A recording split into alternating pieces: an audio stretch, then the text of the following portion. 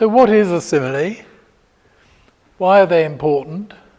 What is the definition, the structure, and the typology of similes? How many ways are there of making a simile once we've decided what it is? How do they differ from comparisons, other comparisons? Similes are kinds of comparisons. How do they differ from metaphors?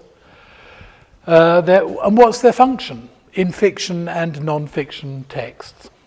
And what's the distribution of similes across a text? Most writers in the metaphor industry, which is now very popular, the metaphor industry founded by George Lakoff and co., assume without serious investigation that similes are kind of second-class metaphors. I'm going to challenge that view. I may lose the whole... Oh, no. Okay, so let's start by looking at the nature of natural language, because I think it's a puzzling mixture of logical and analogical processes, and I think a lot of horrible errors, especially in computational linguistics, arise from neglect of the analogical aspect of natural language. A lot of very clever people, much cleverer than me, are working in natural language and assume that, well, they make all sorts of assumptions without really investigating the basic nature of the object of study, which is natural language. They assume that precision is possible, or that precision in natural language is possible, as opposed to precision in scientific conceptualization. This is going on right at this moment in the vast majority of ontological research associated with semantic web. There are all sorts of other assumptions which need to be challenged. They may be true, but let's at least look and see. People since the 17th century, since Leibniz, have complained about the imprecision of natural language, the vagueness, the fuzziness, and without considering, until recently, until the last few decades, whether that vagueness, that fuzziness, might actually be a design feature of natural language which makes it possible to use it and say new things. I'll say some more about that in a minute. So there's a danger of confusing language with mathematical logic by making default assumptions without questioning them.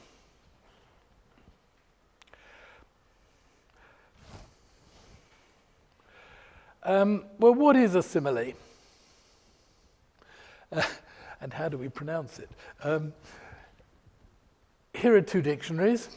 One says it's a figure of speech involving the comparison of one thing with another thing of a different kind. Okay, so there's got to be some difference in kind, otherwise it's just a comparison. So he is as brave as a lion is a simile, he is like his father, or he is as tall as his father is not a simile. It's a comparison, something like that. And Merriam-Webster agrees, a figure of speech comparing two unlike things, often introduced by like or as, cheeks like roses. What the dictionaries don't say, they don't say anything about the relationship between simile and metaphor. They don't say how is a simile structured. They don't say what a simile is for, why do they exist at all in natural language. They certainly don't say that the vehicle of the simile, I'm jumping ahead here for a minute, the vehicle of a simile is very often something fantastic or unreal, like a banshee. What do you do like a banshee?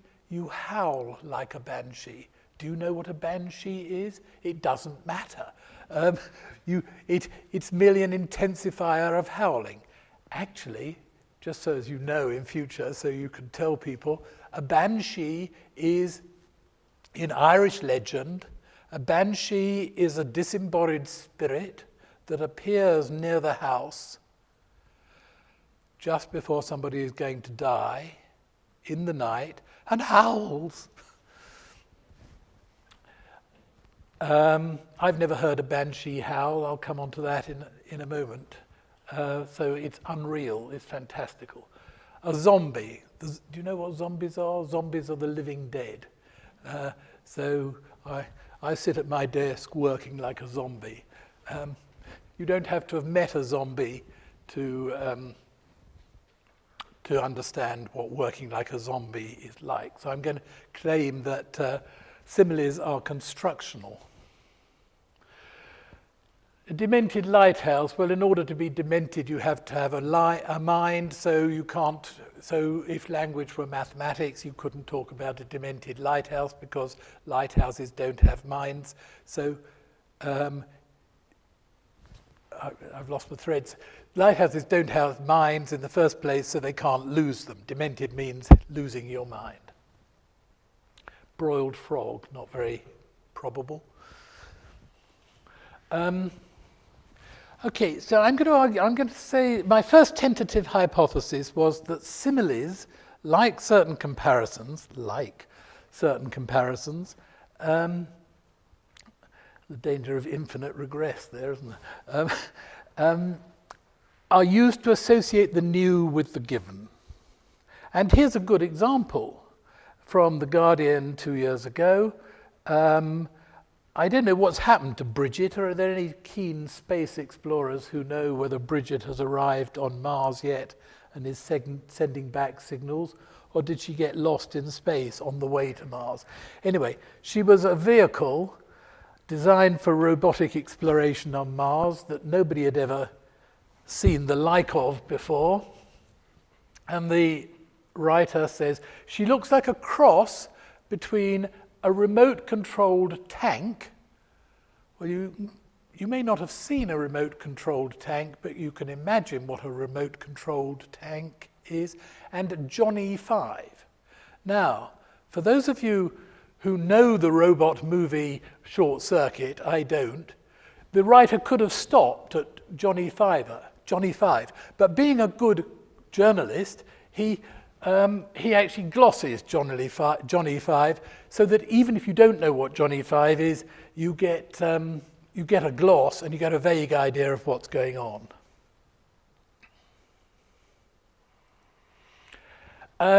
Here's another example where I thought, well, the writer seems to be explaining the new in terms of given information. A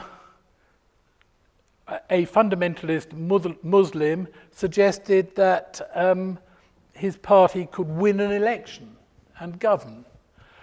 The regime in Jordan acted as if he had issued a revolutionary threat. So that appears to be explaining the new in terms of the given.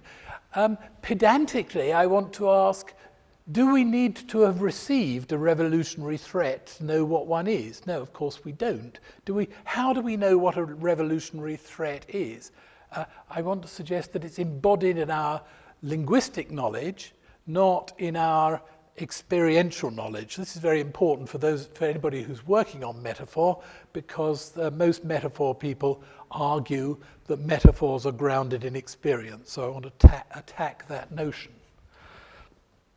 or question it, or question its scope. Okay. So some time ago, actually in a Festschrift article for Professor Cermak, I wrote a paper consisting of an analysis of 101,000 uses of the preposition like in the British national corpus. So it's very common. John is like his father. First use is comparison, making simple comparisons. This is the word like, not necessarily as a preposition. What's being set up here is an exclusive set. So in this sentence, Mr. Pett is not his father. This somehow implies exclusiveness. But we also use like to create ad hoc sets, people like doctors and lawyers. It's used to create inclusive sets. This is puzzling. How can the same word do two different jobs in the language? It's quite worrying to me. It's also very widely used with perception verbs, looks like, tastes like, smells like, sounds like, feels like, seems like. His mouth tasted like the bottom of a parrot's cage. That's almost a conventional expression in English. It's certainly a repeated metaphor. You don't have to have actually tasted the bottom of a parrot's cage to understand it, so not experiential. That's supposed to be felt like velvet, so there's a typing error there. It felt like velvet. And it's also used to report feelings or emotions. I felt like a fool. You may or may not have been a fool, but you certainly, your emotions were those that one would attribute to somebody who is both a fool and has self-knowledge. I felt like hitting him.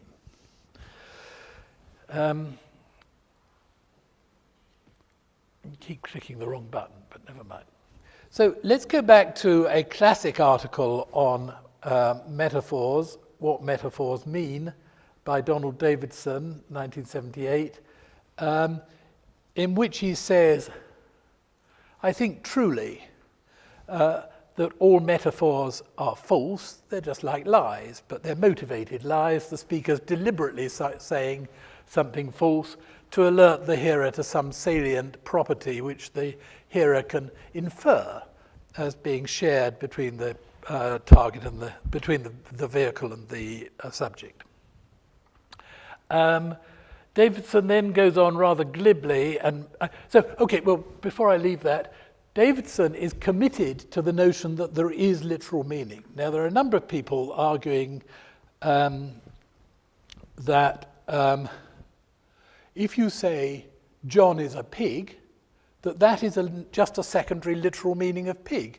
And that's, well, it's certainly conventional. It's conventional to talk about a person as a pig, but it ignores the fact that the two senses are related by some form of what Max Black called resonance. So John is a pig resonates with the sense of an animal in a farmyard that is fat and makes a noise like oink.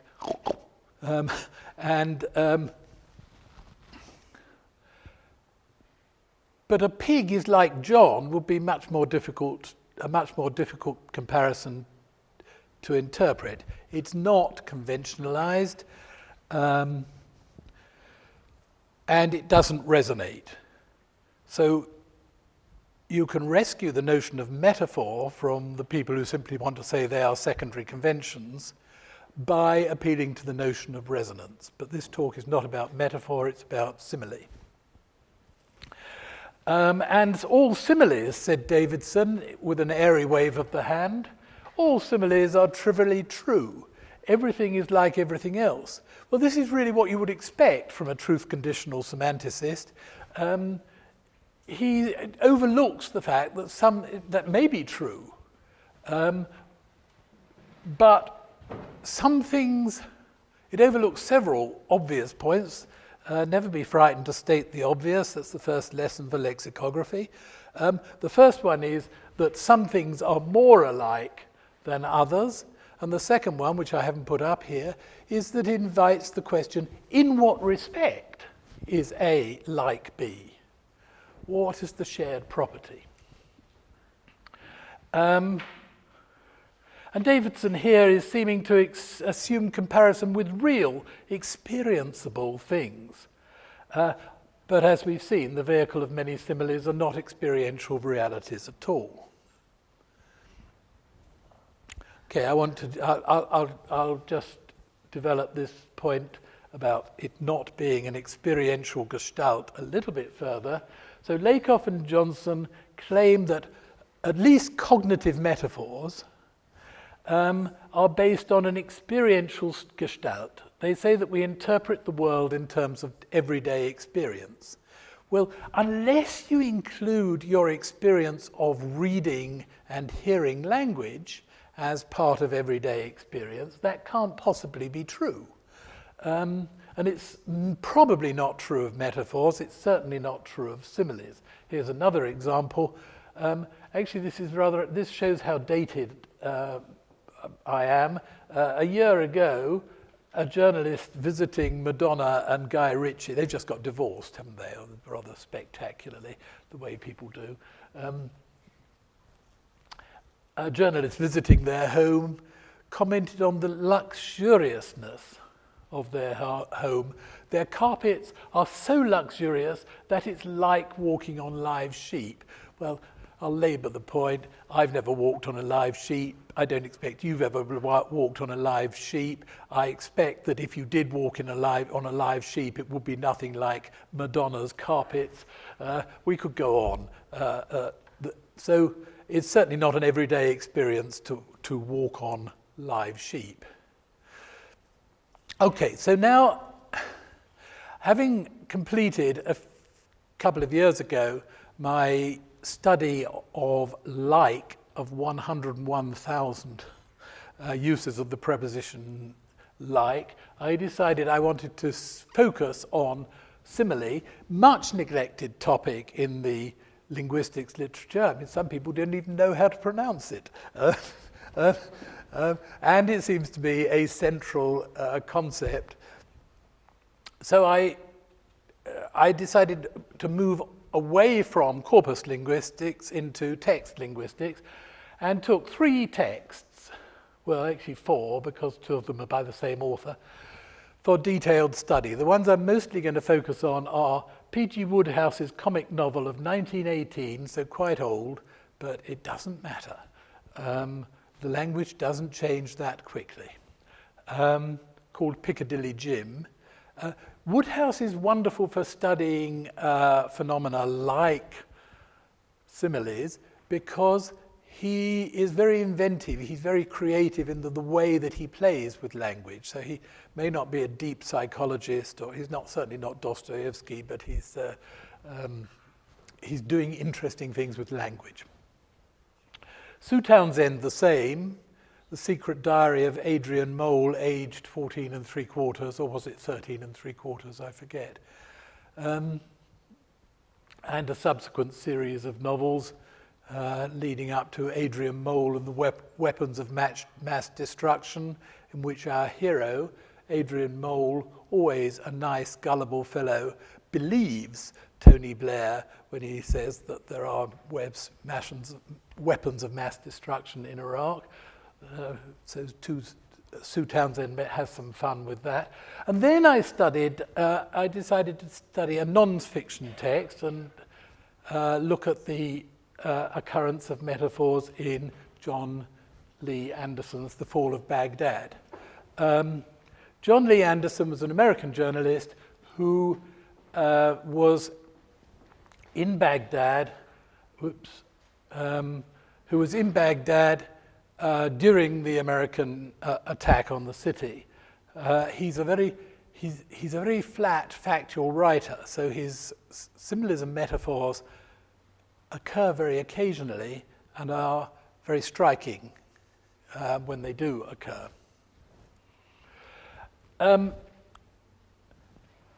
Both Wodehouse and Townsend use metaphors and similes fairly prolifically. The very first page, actually page 7, I think, yeah. Well, certainly the first section. I think page 7 is the first page. I think there's some introductory material. Anyway, right at the beginning of the novel, we find one of the characters wandering like a lost spirit. There's a reason for this Technicolor presentation, which will appear on the next slide. She is as thin as a stick insect. My grandma has got eyes like Superman. Well, so far, we've established that a simile is the comparison of 2 unlike things, and so there's a category exclusion if it's going to be a simile, and Mr. Pett certainly is not a lost spirit. Whoever this woman is, she's not a stick insect except metaphorically, and so on. Right. The reasons for the colours. It's funny, every time I give this talk, the colours come up differently. But this is supposed to be red, and on some computers it is red. But here it's a sort of dull brown, or else I'm losing my eyesight. So that's the topic, Mr. Pett, she, my grandma's eyes, rather than my grandma. There is an event or state is part of, I'm going to claim, is part of the structure of a simile. There is the shared property. The eyes bore right through one, whether they're grandmas or Supermans. Notice you're left to infer the shared property between Mr. Pett and a lost spirit. We're into some area of conventional language where the relevant property of lost spirits is presumed to be self-evident. This I'll come back to in a minute because it turns out to be more interesting than you'd expect. There has to be a comparator. Usually the word like can also be as adjective as, and there are other realizations. And finally, there is a vehicle. Okay. Yes, please. Maybe I missed something. You have said it before, but with these examples, do you always have to have the like or as? Or Superman's eyes. She has Superman's eyes.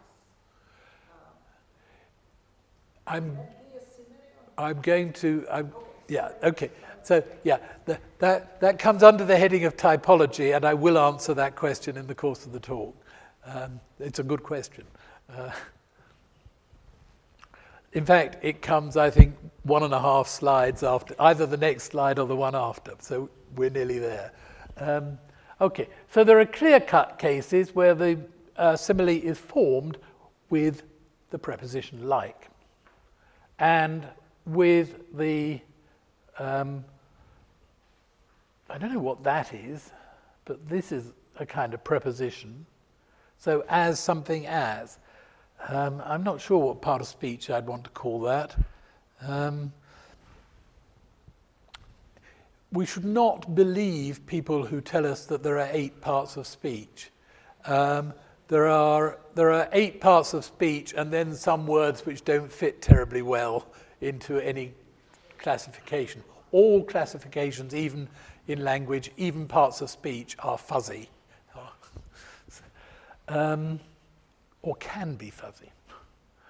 Okay, but as, well, here we have as behaving nicely in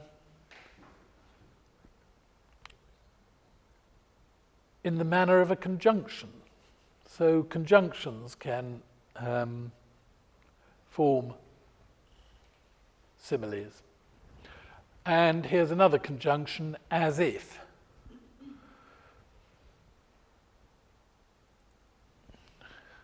We now move on to less explicit cases. This sentence bothers me. This is from Piccadilly Jim. Ogden Ford was round and blobby and looked overweight.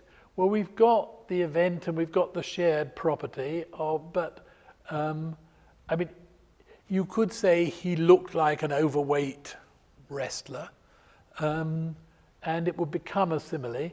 And again, he had the plethoric habit of, maybe that's the comparator. But I think I'm moving towards saying you can have similes without a comparator. And conversely, you can have the comparison words which are not making similes. This is simply a classification. This is some American detective who's in the novel who says, looks to me as if you were in with these two. Well, that's not a simile. It's just a classification. Other borderline cases, you wouldn't expect the comparator to be almost in the light of, but I don't want to argue that that's a metaphor. Maybe it's on the borderline between similes and metaphors, but it looks more like a simile to me than a metaphor. And you could very easily substitute like. She had come to regard Mr. Pett like a father. This one also is, it's figurative writing. Only a wet cat in a strange backyard bears itself with less jauntiness than a man faced with such a prospect. Where does this come from? This is Terrible sentence.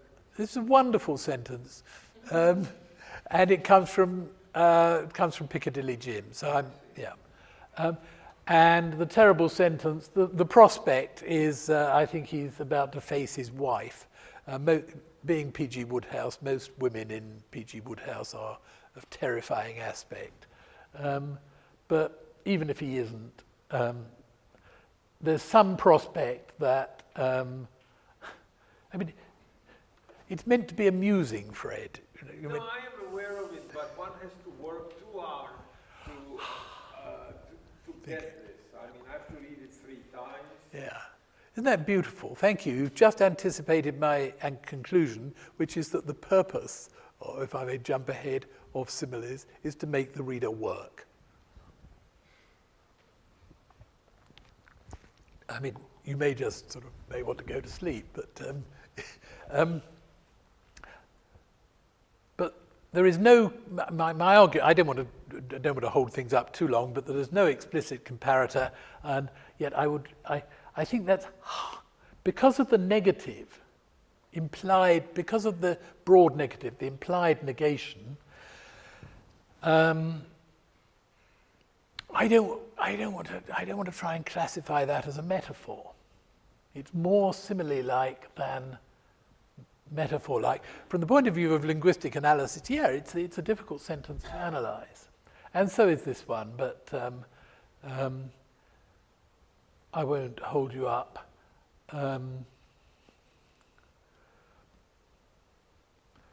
Other than to say the vehicle can be extended.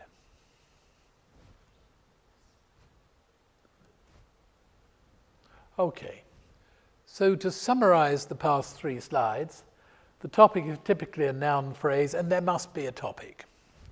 There must be an event or state, there must be a verb. You can't have a simile without a verb. I think you can have metaphors without verbs. You can also have non-linguistic metaphors. There are people working on pictorial metaphor and cartoon metaphors. The name Charles Forceville, or is he Forceville, comes to mind. The shared property can be either explicit or implicit. In metaphors, it's nearly always implicit. You have to work it out. In similes, it's very often, but not necessarily, made explicit. Surprisingly, the comparator is optional. But of course, there must be a vehicle. So there are 2 arguments to a simile. Next point to make is that similes seem to license logical mayhem. So the logical form of the sentence is very often unsatisfactory with a simile, and this seems to be something that writers liked to exploit. So here's one that troubles me. He looked like a broiled frog hunched over his desk, grinning and satisfied. Well, leaving aside the reality question, would a broiled frog look grinning and satisfied? What's modifying what? A broiled frog hunched over his desk, that must modify he So, or he looked, or he was, there's no, you see what I mean? It's kind of difficult. He was hunched over his desk. Let's try and, if you try to unpack that into a logical form, you've got quite a lot of work to do. He was hunched over his back, over his desk. He was grinning and satisfied, and he looked like a broiled frog. But on the other hand, the whole point about frogs, people looking like frogs, is that conventionally frogs are believed to have a hunched posture. So you have to do some corpus analysis of frog plus hunch, or look at the verbs. Do a corpus analysis of frog and look at the shape linguistically that we're supposed to believe that frogs have. I don't know if they may be tall, standing, upright persons, for all I know about frogs, but they're, but they could be anything. In reality, the point is that there is a linguistic belief that they are hunched, that they have a hunched posture, which is exploited.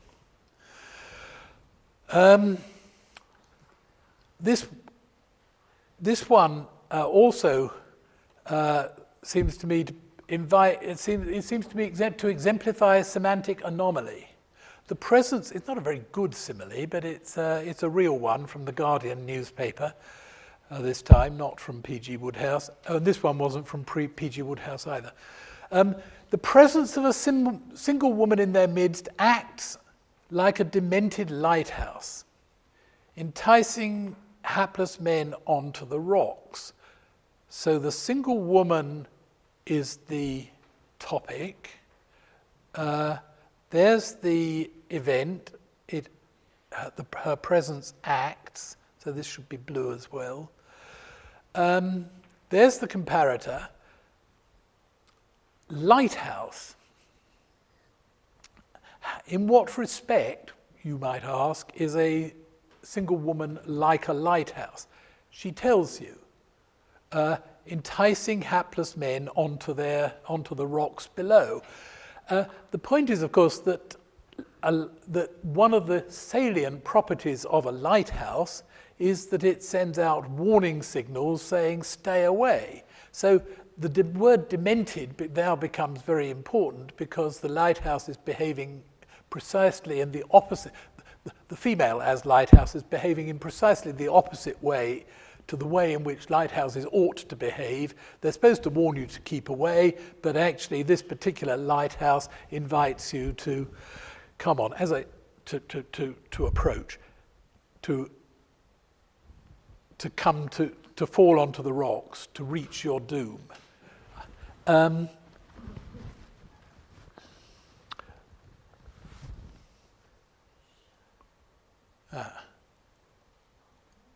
Oh, strange. I thought I'd got, excuse me, we'll go back a bit. I thought I'd got I've got a concordance. I've got a concordance somewhere, and I hope it's in this talk, of the word demented. But just in case I haven't, about half the uses of the word demented are in literal texts to do with the care of elderly people losing their minds.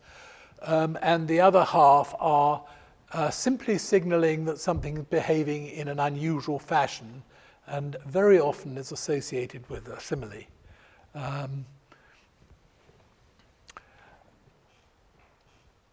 So it's become conventionalized to use demented in that way. And it's curious, except that I suppose, well, yes, I know from experience, actually demented people who become old and losing their mind, behave in a very eccentric fashion. And so does this lighthouse. Okay, I'm laboring the point. Let me move on.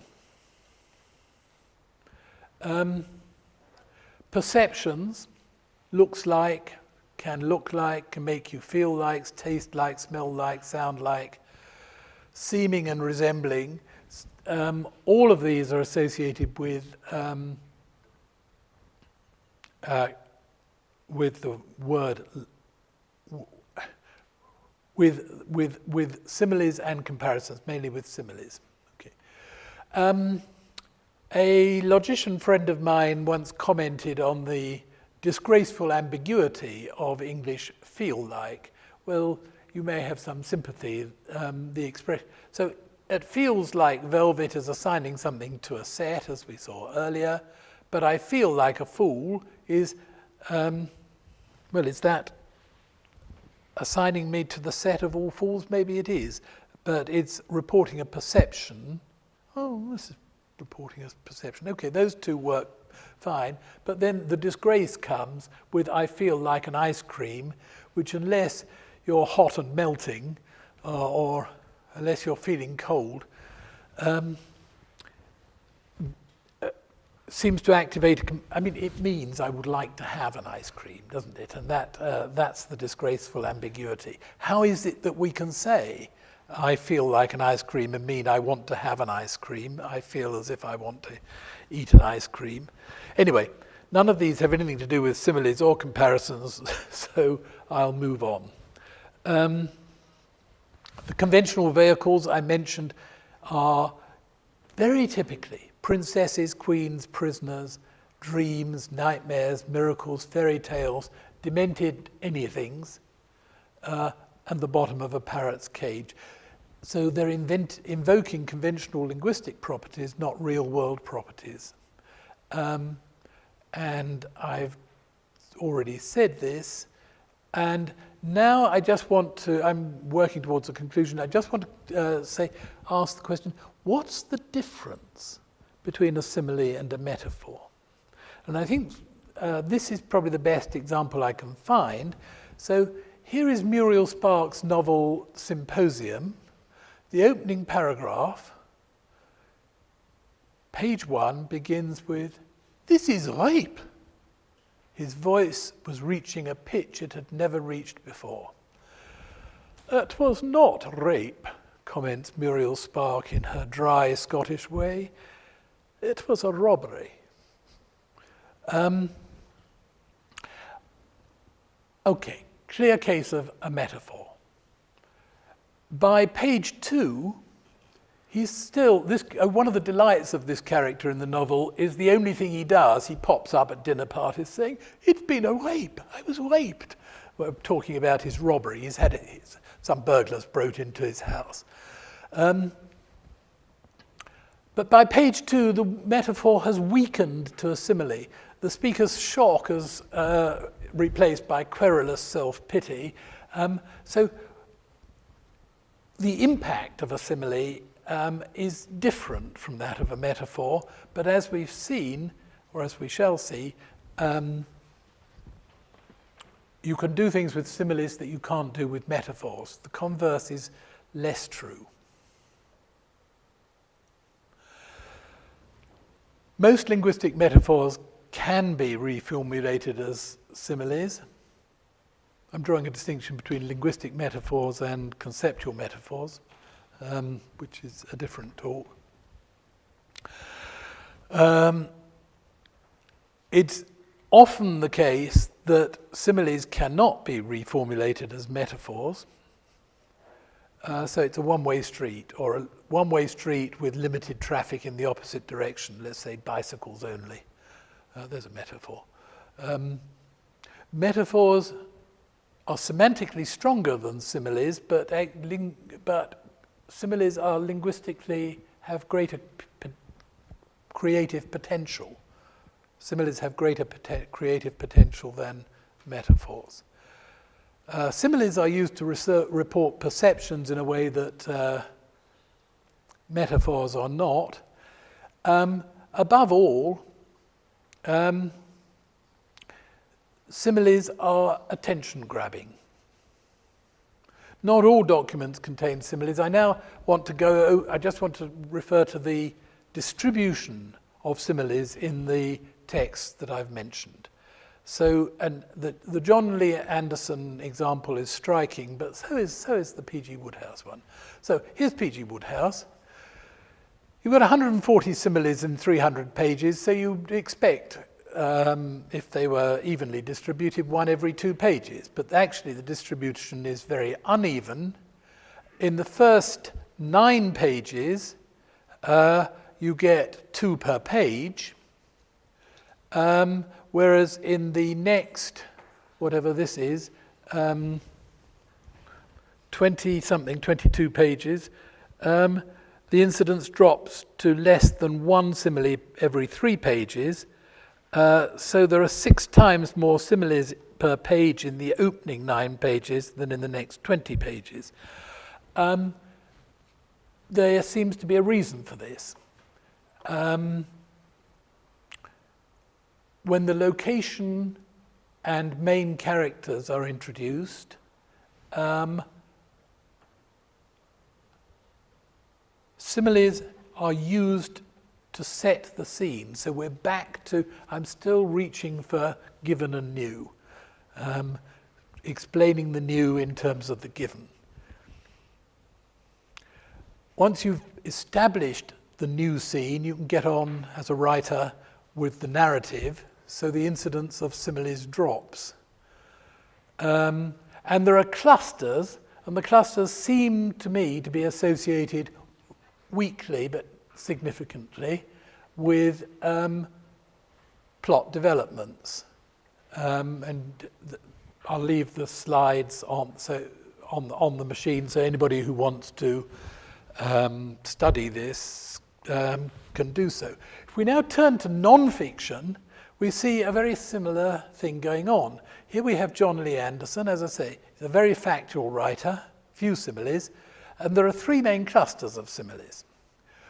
One is in the first 20 pages, first 22 pages, where there are 8 similes describing life in Iraq under Saddam Hussein. Here's one. He simply appeared and vanished again like the visitation of a divinity. Then we got 200 simile-free pages of very closely reported, carefully reported, beautifully written journalism. Then the bombs start to fall. And in trying to explain, there are some gruesome similes, which I haven't picked out, but here's just one of them. Debris everywhere, which looked shorn.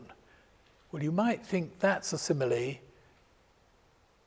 looked as if it had been shorn without the comparator. But here's an as if a giant rake had come along and torn off the top layer of earth. And then 40 pages later, 40 or 50 pages later, the battle comes to the city. There's a rhythmic noise like a great steel drum being pounded mechanically, a huge crackling roar like metallic popcorn popping. Anderson is trying to get across to those of us who've never actually lived through sitting in the middle of a battlefield, the sounds that you get from being near a battle. And he does that by appealing not just to your experience, but to your embedded linguistic knowledge and by your ability to construct. If you've got any idea what popcorn popping sounds like, you can construct an interpretation of metallic popcorn popping. If you've got any experience of hearing somebody banging on a steel drum or playing a steel drum in a West Indian band, then you can construct what a great steel drum being pounded mechanically would sound like. You don't have to experience it, you can construct it. But I don't want to suggest that the distinction between similes and comparisons is clear-cut. Here's one. I've no idea whether to classify this. The more I think about it, the less I know how to classify this. Is it a simile or a comparison? It's dead on the borderline. Saddam inhabited a mythological realm like a throwback to Herod's day, when warrior kings reigned as semi-divine creatures. Okay, so we've got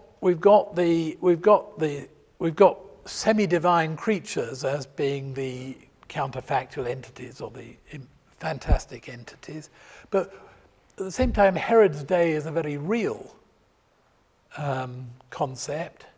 At the same time, you've got against that, you've got mythological. So we don't have to make a clear-cut distinction.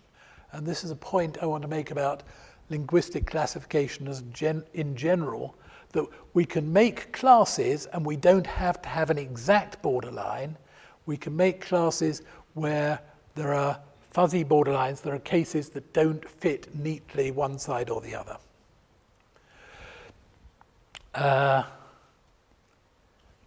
Most metaphors in the linguistic literature, well, the linguistic literature is full of metaphors that are A, supposedly conventional, and B, probably never actually been used because the people who invent them are getting data out of their navels rather than out of texts. And so there is often a failure of idiomaticity. But convention is everywhere underlying creativity. The hardness of iron is exploited in various ways, even if not quite in the way that, well, actually the coldness of ice is Sally is a block of ice, says John Searle, and then for 20 or is it 30 years, maybe 40, people have argued about the status of Sally is a block of ice as a metaphor. Nobody's asked, do people actually say Sally is a block of ice? It turns out they don't, but they say things very like Sally is a block of ice. They certainly appeal to ice as a conceptual metaphor for cold-spiritedness, coldness of heart. And so on with all of these concepts. Since we don't have oases in England, it's not surprising that half the uses of oasis in the British national corpus are either metaphorical or similes. Stoke Mandeville Station is like a little oasis, it says somewhere. And then you have metaphors, unfortunately I haven't got the slide here, but you have metaphors like an oasis in the middle of the city centre. And this is so deeply conventionalized, I don't know about Prague, but in London, in England, leisure centres, and especially leisure centres containing swimming pools for some reason, call themselves the oasis, or they use the word oasis in the name, so it's a naming element. Oh yes, I do have demented. Okay. So demented simply signals the unusual. Howling like a demented banshee, I look like a demented barber. Whatever would a demented barber look like? Well, you can each construct your own interpretation of a demented barber. No doubt, in the wider context, we will be constrained to favor one interpretation rather than other possible interpretations. The idea of God pursuing a whole family like a demented genealogist. My script looks like demented knitting, and here's the demented lighthouse. And this one, the paddle is the paddle wheel on a paddle steamer seen from inside the boat through a porthole, thrashing like a demented washing machine. So what this word seems to be doing is simply signaling unusualness. Okay, conclusions.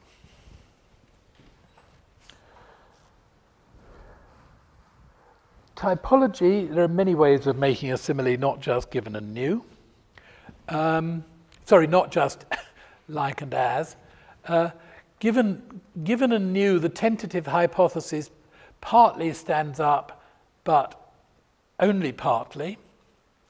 There is an association, but it's a rather weak association between plot development and perceptions of new entities. Going beneath that, what's really going on is that a language is in addition to all the other things that it is, it's a conventional belief system. It's an interlocking system of conventional beliefs which are exploited through similes, often in with an unrealistic vehicle. And above all, thank you, Fred, you were here before me, they have an attention-grabbing function aiming to stir up the reader's imagination, or they may drive the reader away, of course, but their aim is to stir up the reader's imagination, to grab the attention and make you do some work. I think that is the end. Yeah. Right. Thank you.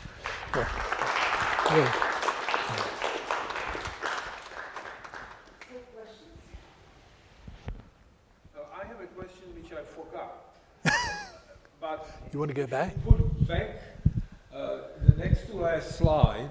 Oh, next. If you, Wait a minute. Yes. it might remind me, because I remember that I wanted to ask you, and your Okay. slide went on. Okay, well, it'll take a little while to get there, but I'm sure there's a quick way, but I don't know it.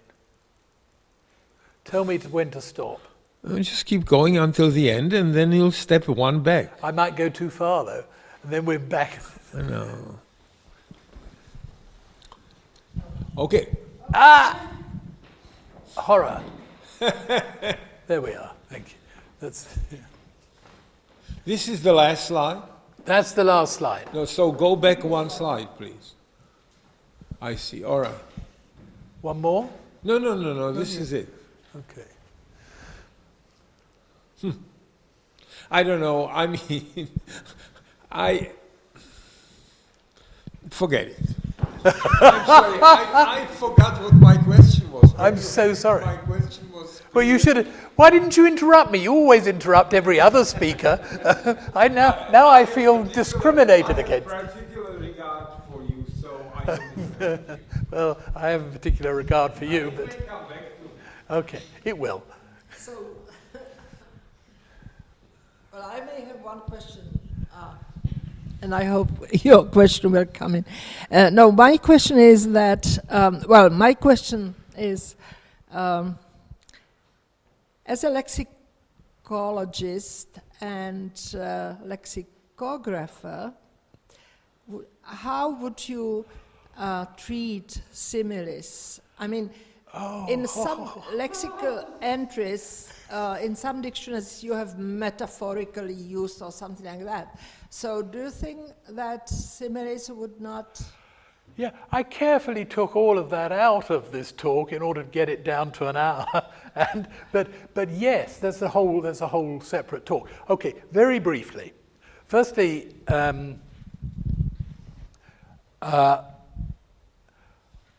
lexicographers have a duty to report conventional meaning, usage, and belief.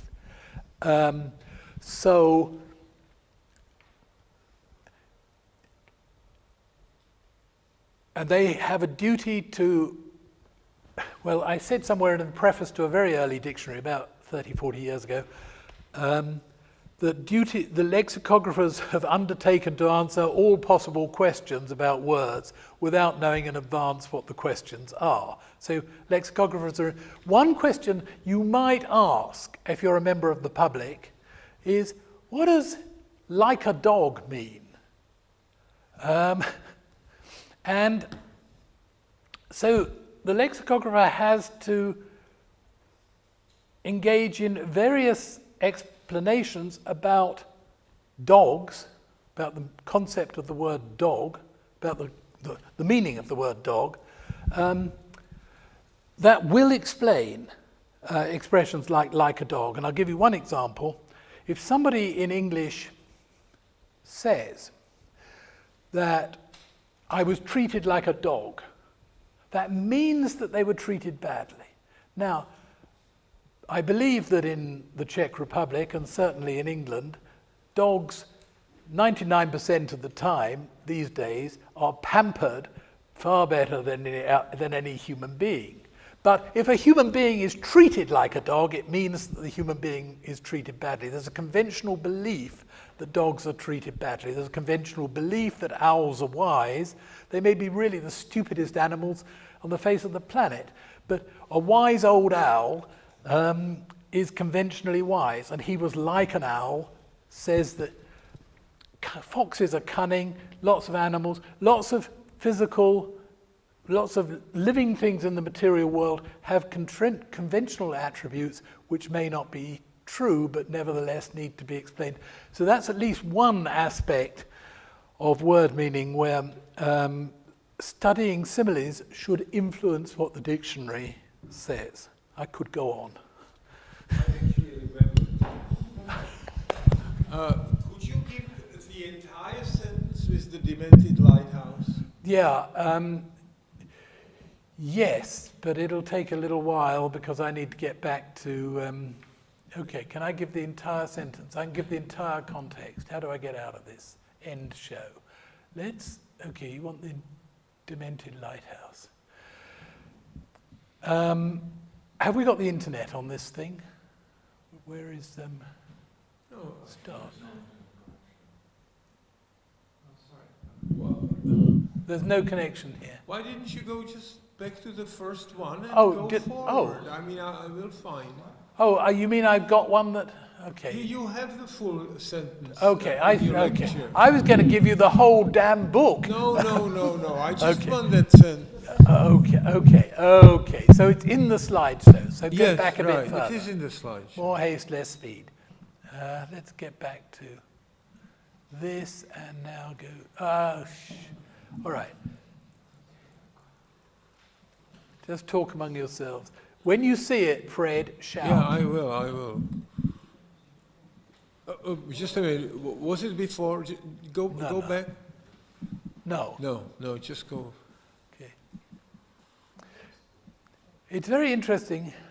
People's reaction. Aha, there it is. The presence of a single woman in their midst acts like a demented lighthouse, enticing hapless men onto the rocks. But the point is actually the full sentence is much bigger. When I read this, I skip the demented lighthouse. That just prevents me from reading. And I understand that the presence of a single woman entices hapless men onto the rocks. And I question whether this forced simile adds anything. In fact, it just hinders.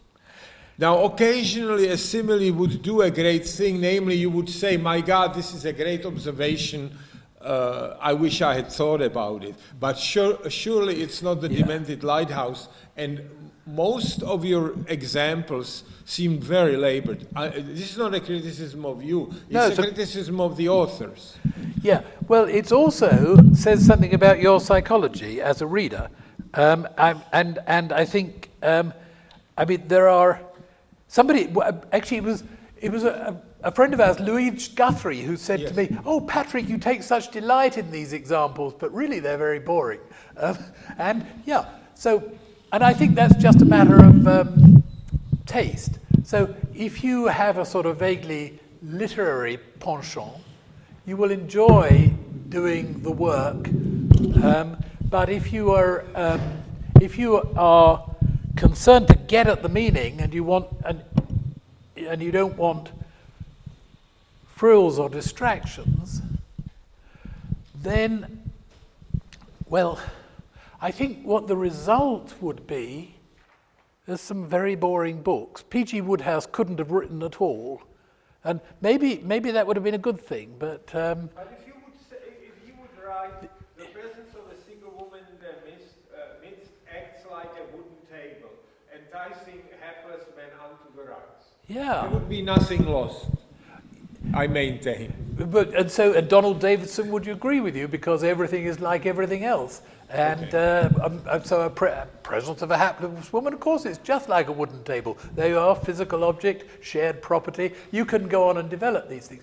I once did an interesting experiment with some undergraduates, a very informal experiment. We took a dictionary, we opened it randomly and took the first concrete noun referring to some object in the world we found. Then we opened another dictionary at random and took another concrete noun.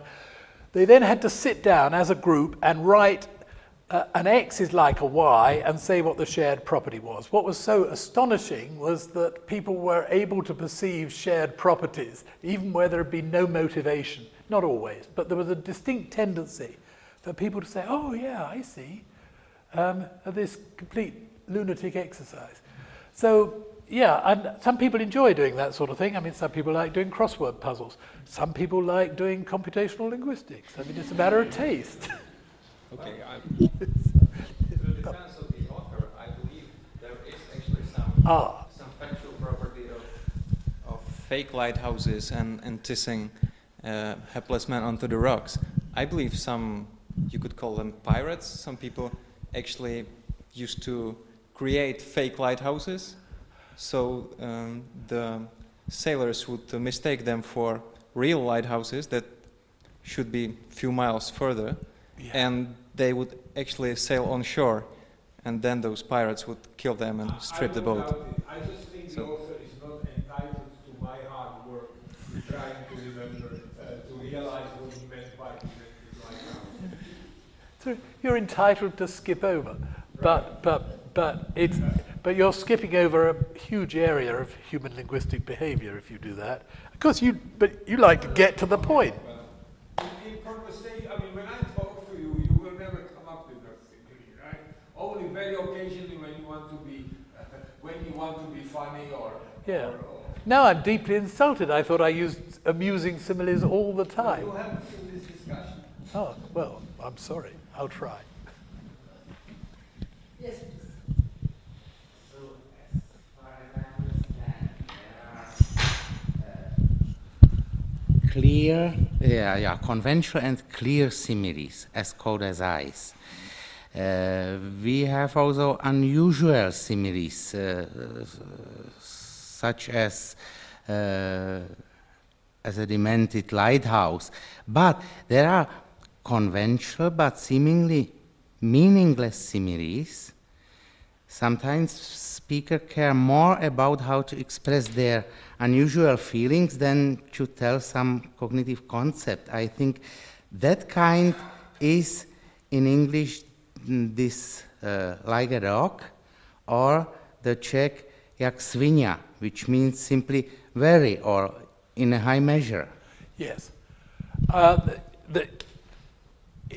I think it's absolutely true. Yes, many similes have literal function other than emphasis. But it's a continuum of exactly the kind you've described between similes which are merely there for decoration and similes which are doing a very real job of work, and comparisons, of course, which are essentially central propositions. But I mean, you couldn't, if you're making a comparison, there's no other way of making it other than to make the comparison, to use like. John is like his father. How else will you're reduced to saying John has blue eyes and his father has blue eyes. So you've got, there is certainly a semantic continuum between the frivolous and the essential. I think the mistake that we made, that people made up till the 20th century, was assuming that all similes and all figures of speech are merely decorative. And my point is that some aren't, but that some are. There's another question. Yeah.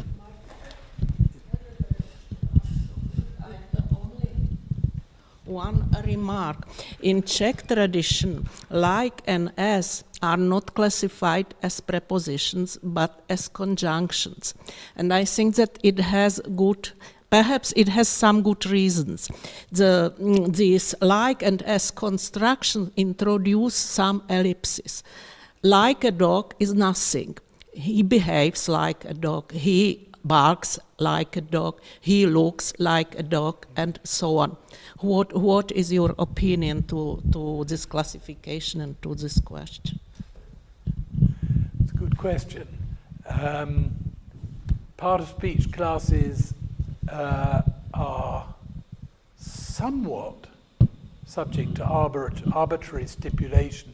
So in English, grammarian, I didn't know what you've just told me about Czech until today, so I'm just reacting with some interest. In English,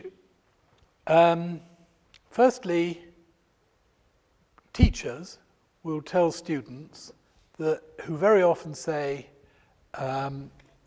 things like,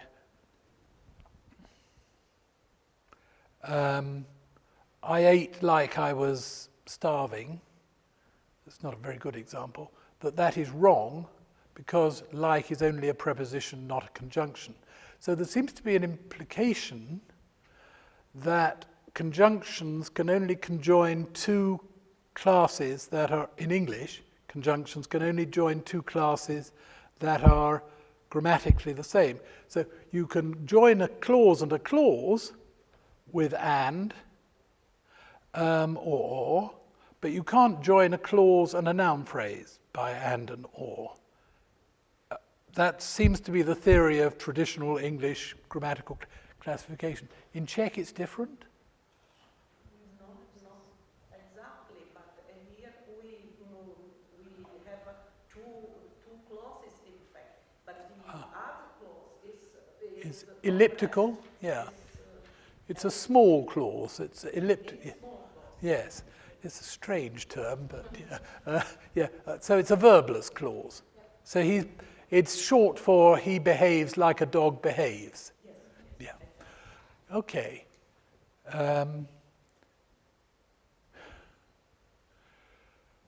spent half my life editing dictionaries and occasionally taking out like the wrong use of like. So the intuitions of it seems to me that without having had time to think about it, the intuitions of native speakers of English may be the same of intuitions of Czech native speakers, and we may be dealing with a learned hypercorrection, but I'd need to think about that.